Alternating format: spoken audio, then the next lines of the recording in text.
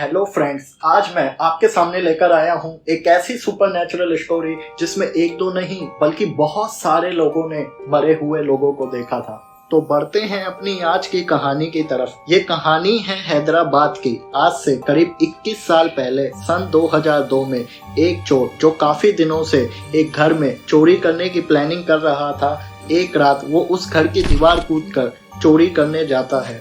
उस घर के अंदर जाते ही चोर को एक अजीब सी शांति का एहसास होता है। उस घर में किसी भी तरह की कोई आवाज नहीं होती। चोर धीरे धीरे अपने पैरों को दबा दबा कर आगे बढ़ाता है और एक कमरे के अंदर जाता है जहां उसे कुछ नहीं मिलता। फिर वो वहां से निकलता है तो उसकी नजर सामने बनी सीढ़ियों पर पड़ती है। वो उन सीढ़ियों से धीरे धीरे ऊपर जाने लगता है।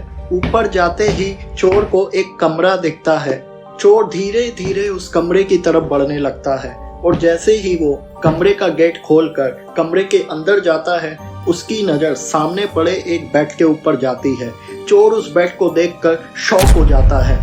वो उस बेड को देखकर इतनी बुरी तरीके से डर जाता है कि उसकी पूरी बॉडी ऊपर से नीचे तक कांप रही होती है। वो चिल्लाना चाहता है लेकिन उसके मुंह से आवाज़ तक नहीं निकलती, क्योंकि उस बेड पर पड़ी होती है 3 लाशें। ये देखते ही चोर कमरे से निकलकर सीढ़ियों की तरफ भागता है और सीढ़ियों से होते हुए वो घर के बाहर आ जाता है।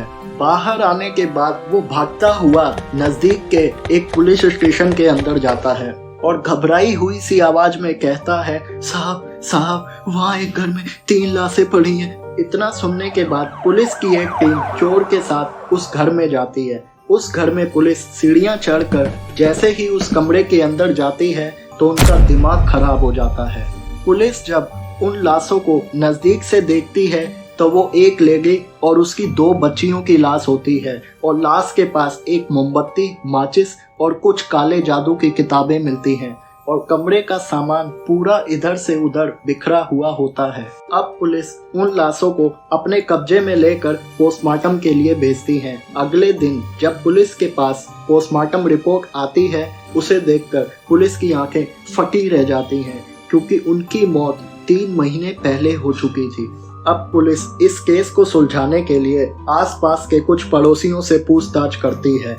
जब पुलिस उन लोगों को बताती है कि इस घर में 3 लाशें मिली हैं जिनकी मौत 3 महीने पहले हो चुकी थी, अब सारे पड़ोसी पुलिस की बात सुनकर हैरान परेशान हो जाते हैं। वो पुलिस को बताते हैं कि हमने तो उस लेडी और उसकी 2 बच्चियों को एक दिन पहले ही घर के बाहर घूमते हुए देखा है।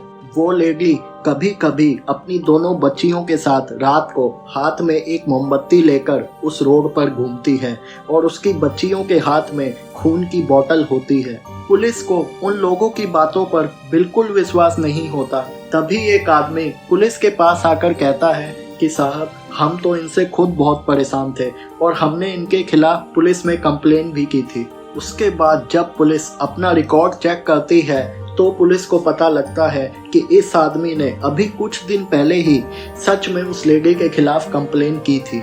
जब पुलिस उन लोगों से इस बारे में आगे पूछताछ करती है तो पुलिस को पता लगता है कि ये लेडी, इसका हस्बैंड और 2 बच्चियां इस मकान में अकेली रहा करती थी, लेकिन उस लेडी की दिमागी हालत ठीक नहीं थी। वो अक्सर अपने पति से झगड़ा किया करती थी, जिस वजह से उसका पति उसे छोड़कर चला गया था। इसके बाद वो लेडी अपनी दोनों बच्चियों के साथ उस घर में अकेले ही रहने लगी। वो लेडी ना किसी से बात करती थी और ना ही उसके घर में कोई जाता था। पुलिस ने बहुत कोशिश की इस केस को सुलझाने की, लेकिन ये केस एक अनसुलझा रहस्य बनकर रह गया और वो घर आज भी एक हॉन्टेड घर के नाम से जाना जाता है, जिसका नाम है कुंदन बाग हॉन्टेड हाउस, जो हैदराबाद में है।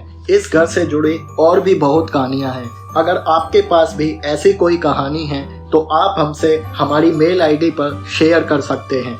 दोस्तों, अगर आपको ये स्टोरी पसंद आई और आप आगे भी ऐसी ही स्टोरी सुनना चाहते हैं तो प्लीज़ हमारे चैनल को सब्सक्राइब कीजिए। मिलते हैं किसी और नई कहानी के साथ, तब तक के लिए गुड बाय।